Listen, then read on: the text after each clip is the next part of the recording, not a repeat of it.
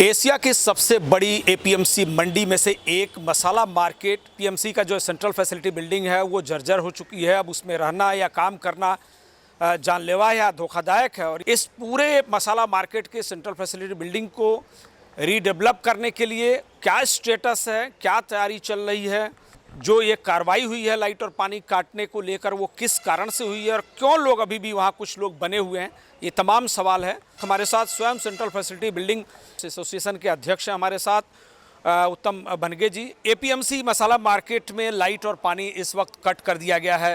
ये मसला ऐसा है कि 2020 में ये बिल्डिंग एपीएमसी ने डेंजरस डिक्लेयर कर दिया कि ये वापर के लिए सही नहीं है करके लिया था।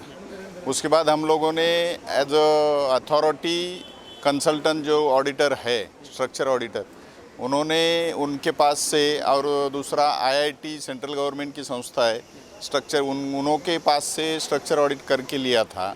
तो वो टाइम वो लोग बोले, वो ऑडिटर ने बोला था ऐसा कि वैसा रिपोर्ट आया था कि ये बिल्डिंग अभी भी रिपेयरेबल है। 2020-21 की बात है।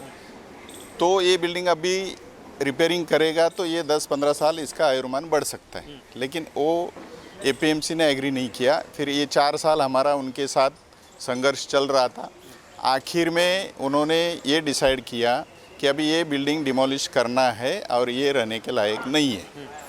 तो लास्ट महीने में हमारा मीटिंग हो गया, एपीएमसी के साथ सब हो गया। हम भी अभी सोचा कि सब प्रयास करके हमारे को कोई फ़ायदा नहीं है। नाइक साहब के साथ हम लोगों ने मीटिंग लिया। उसके बाद नाइक साहब ने भी हमारे को सजेशन अच्छा दिया कि अभी ये बिल्डिंग रहने लायक नहीं है, तो आप रीडेवलपमेंट में जा सकते हैं। तो हिसाब से एपीएमसी के साथ हमारा अभी बातचीत हो गया है। अभी ये बिल्डिंग रीडेवलपमेंट में जा रहा है। और उसके पहले वो हमारा 19 जून को एपीएमसी ने या एमएससीबी ने या एनएमएमसी ने लाइट और पानी बंद किया है।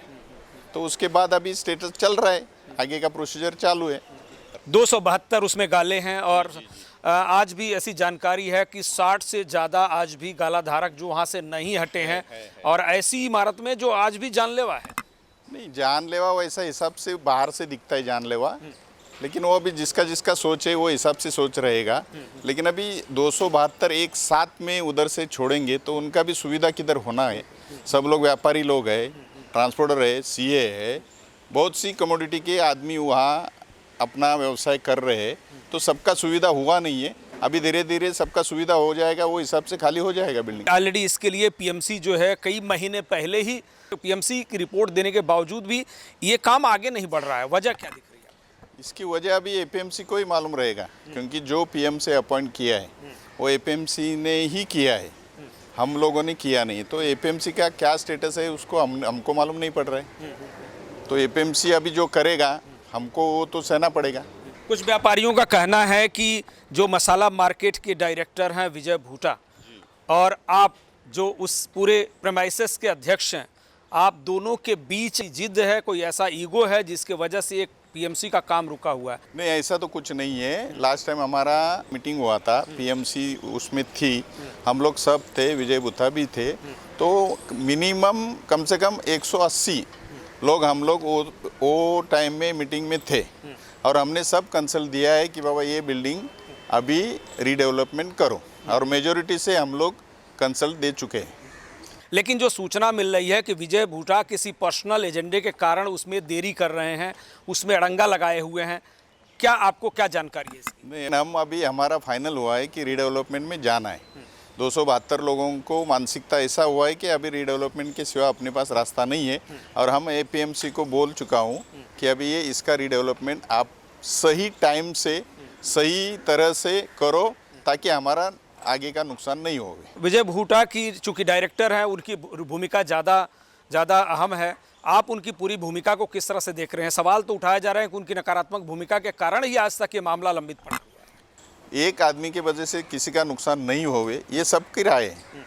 और वो भी हमारे को कोऑपरेट करते हैं, ऐसा कुछ नहीं है। अभी अंदर की बात अपने को तो मालूम नहीं पड़ेगी। बड़ी चुनौती आपको इस पूरे रीडेवलपमेंट प्रोसेस में क्या दिख रही है? इसका समाधान एपीएमसी ही कर रही है, और एपीएमसी एक सरकार की संस्था है।